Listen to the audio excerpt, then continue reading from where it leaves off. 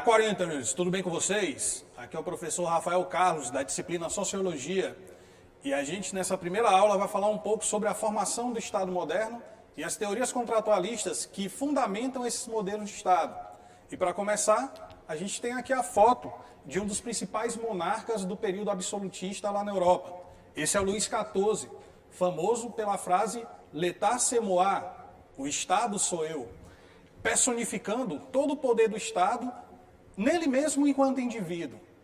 E isso é representativo de um dos modelos de Estado moderno chamado de Estado absolutista. A gente vai ver três modelos na aula de hoje.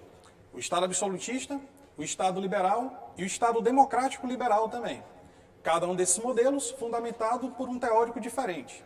Thomas Hobbes, Estado absolutista, John Locke, Estado liberal e Jean-Jacques Rousseau, o Estado democrático participativo ou democrático liberal. Mas antes de falar sobre os autores, nós falaremos sobre a formação desse modelo político chamado de Estado moderno. E o Estado moderno, ele está diretamente ligado a esses fatores, ao contexto histórico do final da Idade Média e o começo da Idade Moderna, marcado pelo fim do sistema feudal, pela decadência daquele modelo produtivo que marcava o feudalismo, onde o poder era descentralizado na mão dos senhores feudais, para um modelo de política que passa a ser centralizado na mão dos reis, por isso o nome monarquia. Outro detalhe também importante é que nesse momento começa a surgir o chamado capitalismo mercantil. Saímos de um modelo de produção que não era baseado na produção de excedentes, que era o modelo feudal, para um modelo capitalista mercantil, onde o Estado passa a controlar as diretrizes econômicas. Daí o nome política mercantilista, que vem exatamente do capitalismo mercantil. E outro fator importante é o surgimento e o início da ascensão de uma classe que vai ser a principal classe da modernidade, que é a burguesia. A burguesia ela se origina a partir dos comerciantes que praticavam um pequeno comércio aos arredores dos feudos, nas chamadas vilas ou burgos, daí vem o nome burguesia, e essa classe começa a se consolidar a partir do final da Idade Média. E é a principal classe responsável pela Revolução Comercial e futuramente também pela Revolução Industrial a partir do século XVIII.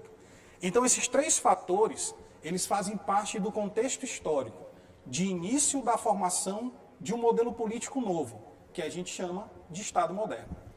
O Estado moderno, na verdade, é um conjunto de práticas que reúne questões tanto econômicas, como a gente viu, acabou de falar do capitalismo mercantil, quanto questões sociais. O surgimento de uma nova classe, que é a burguesia, ajuda a reconfigurar todo o modelo social europeu a partir da modernidade, e também de fundamentos políticos, uma vez que a descentralização do modelo feudal dá espaço a uma centralização de poder a partir das monarquias absolutistas. E essa centralização do poder político, ela tem a ver também com a unificação territorial e a unificação monetária. Olha só, os países europeus, eles começam a se tornar países ou Estado-nação a partir do século XV. Portugal, Espanha e Inglaterra são os primeiros, a partir dos anos de 1400 e alguma coisa, ou seja, do século XV. Os países que mais tardiamente irão se unificar são a Itália e a Alemanha, somente a partir do século XIX. O processo de unificação italiano foi liderado por Giuseppe Garibaldi, que inclusive também está nas páginas dos livros de história do Brasil, porque o Giuseppe Garibaldi, juntamente com a sua esposa, a Anita Garibaldi, a Anita mais importante da história do Brasil, eles fizeram uma revolução no Sul, chamada Revolução Farroupilha, que durou 10 anos, entre 1835 e 1845. E também tentaram fazer uma república em Santa Catarina, chamada República Juliana, em julho de 1839. Só que essa não deu certo, foi brutalmente sufocada pelas tropas do Exército Nacional no século XIX. E a unificação alemã, só para a gente fechar esse parêntese, ela se deu sob a liderança de um general prussiano chamado Otto von Bismarck. As guerras de unificação começam em 1864 e duram até 1871, quando finalmente a Alemanha se transforma em um país, em um Estado-nação unificado, portanto, territorialmente. Então, quando a gente fala do Estado moderno, a gente está se referindo a essas características de ordem política, econômica e social, que marcam, sobretudo, as nações europeias a partir do século XV até o século XIX e até os dias de hoje também. Então, grande parte do que a gente conhece no mapa mundi como configuração territorial e geográfica dos países, começou a ser construída a partir do início da modernidade, ok? Bom, dito isso, vamos passar para o próximo slide. Nesse slide, a gente tem as características desse modelo chamado de Estado moderno. A primeira característica é exatamente a burocracia administrativa, ou seja, a formação daquilo que a gente chama hoje de administração pública. Lembre-se que no modelo anterior, na época anterior, que é a Idade Média, como o poder político ele não era centralizado, não havia um aparato parecido com o que o Estado tem hoje, que tem a ver com a administração pública. Então a gente tem, por exemplo, no modelo atual, várias secretarias, ministérios, autarquias, administração tanto direta quanto indireta. Antigamente não tinha isso. Você tinha pequenos territórios, chamados feudos, onde o senhor feudal ele era a autoridade, tanto administrativa quanto também política, dentro daquele pequeno território. Com a expansão e a unificação territorial, é necessário formar um modelo unificado de administração pública. Portanto, a burocracia, como a gente conhece hoje, administrativa, ela surge a partir da modernidade, a partir desse modelo chamado de Estado moderno. Um autor da sociologia que aborda muito isso é o Max Weber. Ele fala muito da burocracia quando se refere à dominação burocrática ou à dominação racional legal exercida do Estado, por exemplo, em relação aos cidadãos, a partir daquilo que é legalmente estatuído, a partir das leis, a partir da cobrança de impostos e etc. Então, também é uma marca importante desse modelo chamado de Estado moderno. O aparelhamento das Forças Armadas, ou seja, a formação do Exército, de algo que representasse a força, politicamente falando, e também em sentido de proteção territorial, em sentido de evitar que inimigos se apoderassem de territórios. Lembrem-se que grande parte das guerras, a partir também da contemporaneidade, como a Primeira e a Segunda Guerra Mundial, elas também tinham a ver com disputas territoriais. Daí a importância de um exército, de uma força armada nacional. E esse modelo, ele começa também a ser construído a partir do começo da modernidade. Outra coisa também é o aparelhamento da estrutura jurídica, a criação de leis. E é exatamente por isso que daqui a pouco nós iremos falar dos teóricos contratualistas, que são autores daquele momento do século XVII e XVIII, que pensaram o modelo de Estado sendo construído a partir daquilo que é legalmente estabelecido, a partir do que se chama de contrato social, da criação de regras, de leis exteriores à vontade dos indivíduos para que regulamentasse a vida em sociedade. E outro detalhe também, outra característica do Estado moderno, é a organização da cobrança de impostos, que no primeiro momento eram tributados pelos reis. E depois passou, obviamente surgiram as democracias liberais, no outro contexto, isso passou também a ser característica desses outros modelos que a gente também irá analisar a partir dos próximos slides, ok? Então vamos recapitular, vamos ver o que tem de mais importante como características desse modelo político que chamamos de Estado moderno. Primeira característica, burocracia administrativa. Copia no teu caderno, beleza? Aparelhamento das Forças Armadas, ou seja, a formação de um exército nacional, que vai ter como objetivo tanto a proteção territorial, quanto também a proteção dos indivíduos que estão naquele território, contra possíveis ataques de países inimigos, ou então que buscavam dominar aquele país em questão. Burocracia administrativa é o primeiro, Forças Armadas é o segundo, estrutura jurídica, criação de leis que regulamentam a vida em sociedade é o terceiro. E a quarta é exatamente a cobrança de impostos. Essas quatro características, elas marcam de maneira profunda e intensa aquilo que chamamos de Estado moderno. Tudo bem? Então vamos adiante, vamos analisar agora, as fases do Estado moderno. E é exatamente a partir daqui que a gente vai entrar na teoria de forma mais pesada, de forma mais intensa. Porque ao relatar as características desses modelos de Estado, nós precisamos entender como eles foram pensados também do ponto de vista filosófico, social, econômico e etc. Então existem três modelos básicos de Estado moderno. O Estado absolutista, o Estado liberal e o Estado democrático liberal ou democrático participativo. Cada um desses três modelos, ele está diretamente associado a uma teoria contratualista, lá da modernidade. O Estado absolutista, por exemplo, ele está relatado nas teorias do Thomas Hobbes. Calma, que a gente vai ver isso com mais detalhes daqui a pouco.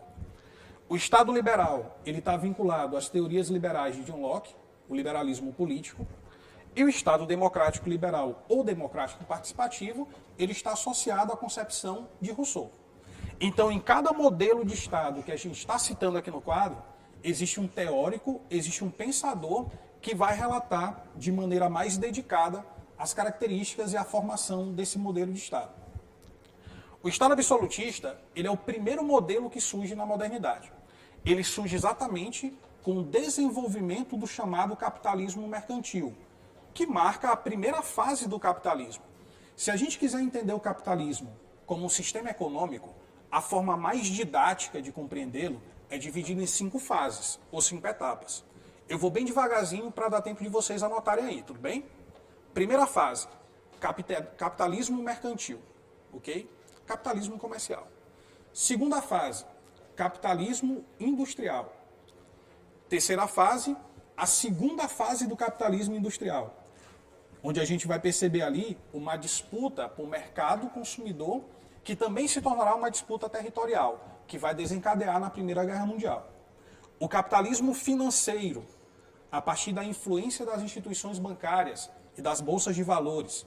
A primeira grande crise do capitalismo é a crise de 29, causada, dentre outras coisas, pela especulação financeira e a superprodução também. E a fase mais recente, que é o capitalismo tecnológico global, que é a fase que nós estamos vivenciando agora. Então, aqui, no Estado absolutista, a gente está se referindo a esse primeiro modelo de capitalismo, chamado de capitalismo mercantil. É exatamente do capitalismo mercantil que vem o chamado mercantilismo. O que era o mercantilismo? Era exatamente aquele momento histórico onde o Estado ele era interventor na economia, de maneira profunda, ou seja, o Estado regulava as relações econômicas. Então, a monarquia absolutista ela está diretamente ligada a essa prática econômica, chamada de prática mercantilista, ok? Faz parte do que os historiadores chamavam de antigo regime, que é o mercantilismo, o absolutismo e também a monarquia, os nobres, a nobreza, tendo ali a sua condição de status social, como a classe mais importante. Então, quando a gente fala, por exemplo, que a Revolução Francesa e as revoluções modernas elas acabaram, findaram o antigo regime, a gente está falando sobre essas características. O absolutismo monárquico, o mercantilismo econômico e também a condição da nobreza como elite, né? Como aquela que tem o maior, o mais importante status social. E a burguesia, com o passar do tempo, vai tomando esse lugar. Bom, dito isso, vamos para o Estado liberal. O que marca o Estado liberal? A valorização de 2 fatores, de 2 coisas, a autonomia e o direito individual. O Estado ele passa a não mais intervir na economia. E aí a gente está falando de uma mistura, digamos assim, daquilo que é o liberalismo político, da garantia dos direitos e liberdades individuais, que a gente observa na teoria do John Locke, e do liberalismo econômico, que é um pouco mais na frente, na teoria do Adam Smith, que escreve lá A Riqueza das Nações, onde ele vai dizer que a riqueza de uma nação não se mensura pela quantidade de riquezas que o Estado tem, mas pela quantidade de riquezas e a condição de vida que as pessoas têm, que os indivíduos têm. Então você passa a ter essas 2 características relacionadas. O liberalismo político do John Locke, o liberalismo econômico do Adam Smith também. E por isso é diretamente ligado aos interesses de qual classe mesmo? Da burguesia, obviamente, né? Então é um tipo de ideologia, é um tipo de pensamento, de pressuposto político e econômico que está diretamente associada aos interesses da classe burguesa. Por isso que as revoluções de cunho liberal, as revoluções modernas, também são chamadas de revoluções burguesas. E por último, o Estado democrático liberal ou participativo, onde os direitos e liberdades individuais são reconhecidas e protegidas de forma legal, e o poder político é restringido pelo chamado Estado de Direito e também pelo processo eletivo ou processo de eleição, o processo eleitoral, semelhante ao que é a nossa democracia. Nós vivemos no Brasil um Estado democrático de direito, onde a característica da democracia é a representatividade. Então, o que a gente faz de 2 em 2 anos? O que sempre tem ano par no Brasil? Tem eleição e Copa do Mundo. E também tem eleição e Olimpíadas, né? Esse ano é um ano atípico. A gente está vivendo em tempos de quarentena e de pandemia.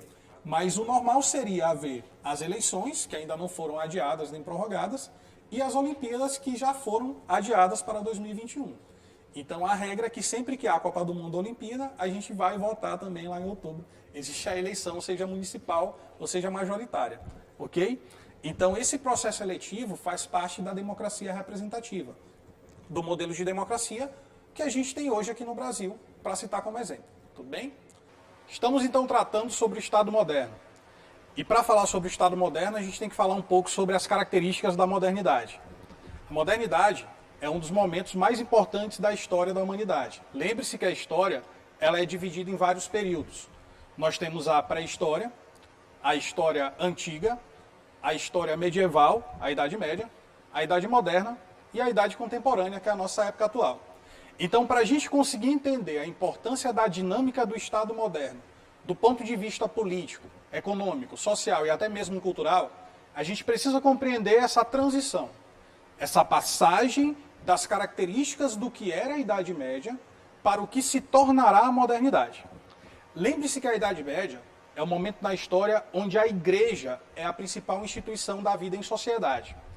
Então, o papel que a igreja assume na Idade Média, como instituição que norteia a cultura, a produção de conhecimento, a moralidade e, sobretudo, a vida cotidiana, esse papel vai sendo, com o passar do tempo, assumido pelo Estado, enquanto estrutura de poder, enquanto instituição política. Daí a importância da gente analisar o papel do Estado nas sociedades a partir da modernidade e também nos tempos atuais, ok?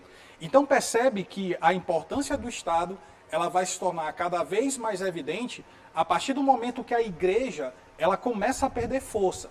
E a gente está falando exatamente a partir do período transitório entre a Idade Média e a Idade Moderna.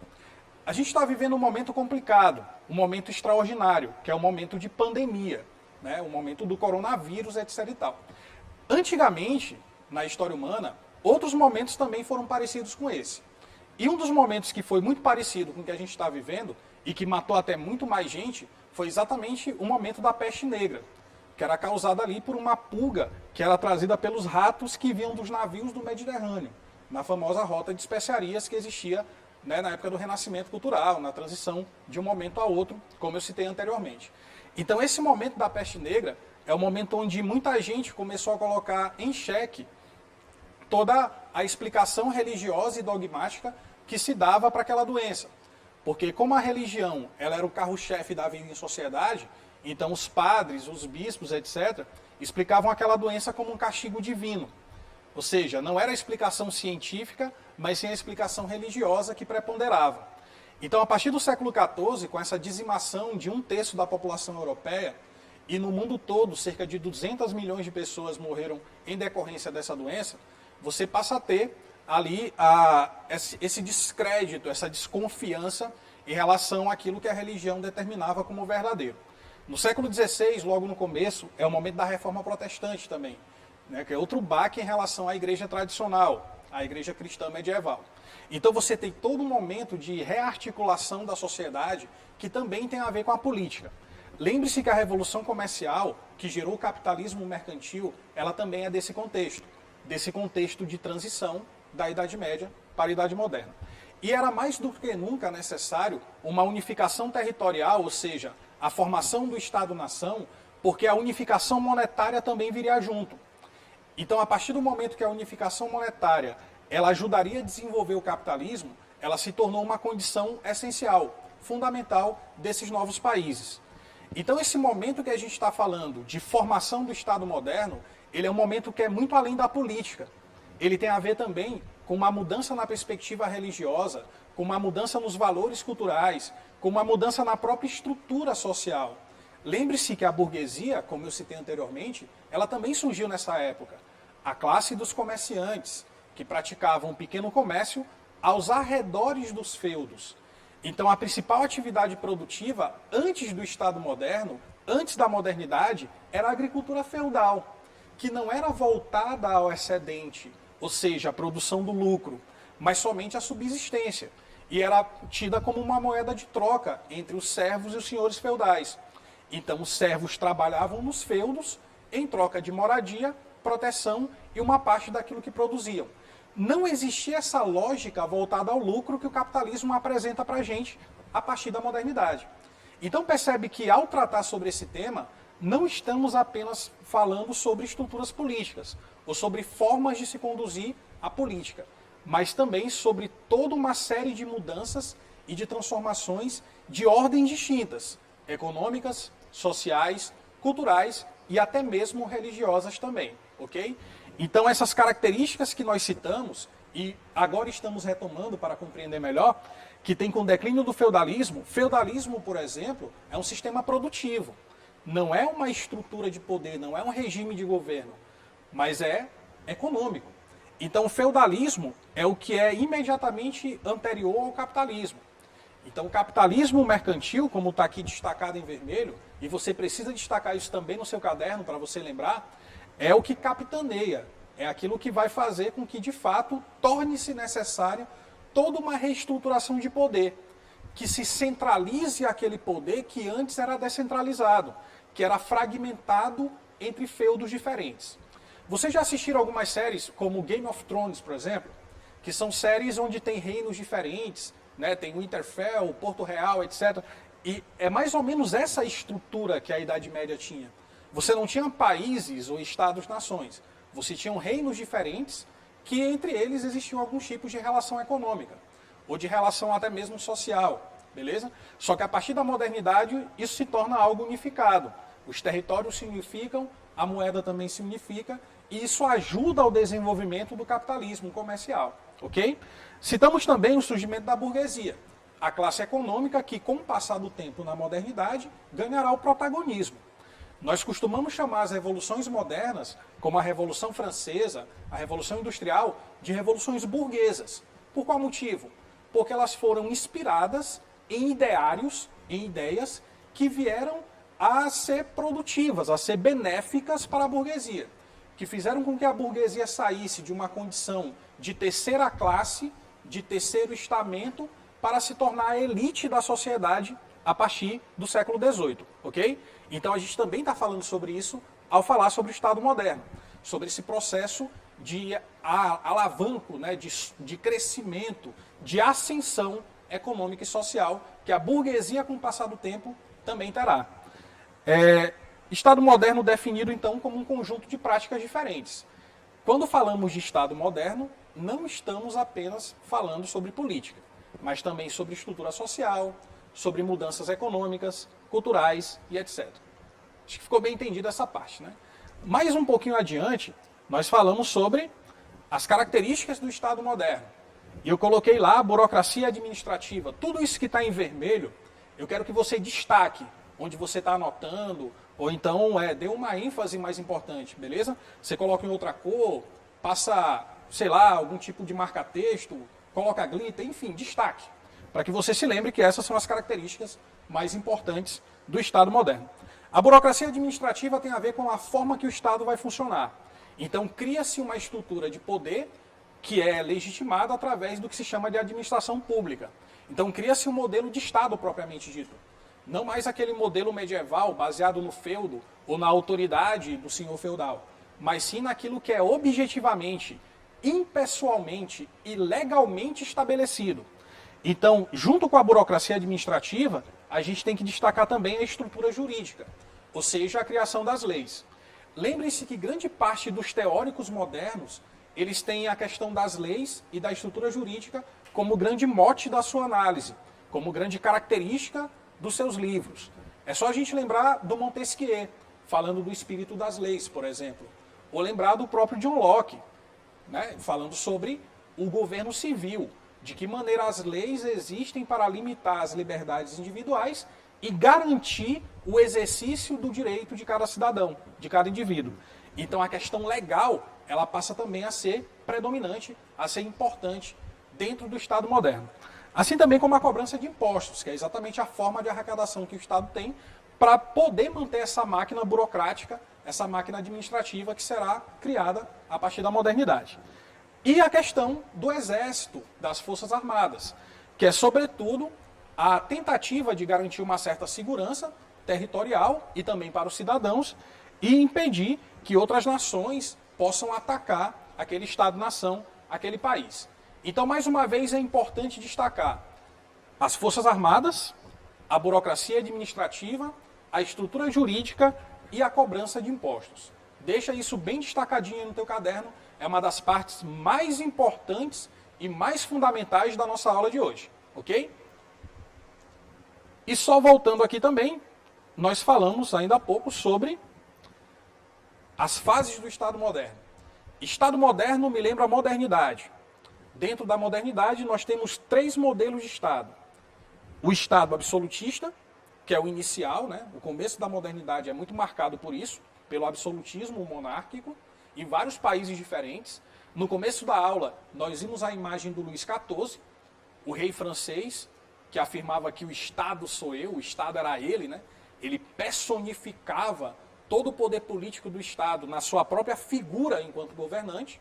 Então, o Estado absolutista vai nos lembrar dessa característica de absolutez, de soberania do Estado, de soberania do próprio governante. Nós temos o Estado liberal.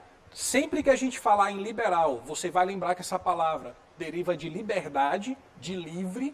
Então, dentro do Estado liberal, o que se prega é que o Estado exista para garantir as liberdades individuais e os direitos também de cada indivíduo, de cada cidadão.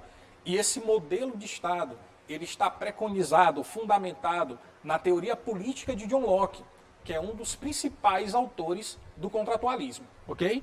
Então, dentro desse modelo de Estado, existe a perspectiva da liberdade política, da garantia dos direitos individuais, mas também o aspecto econômico.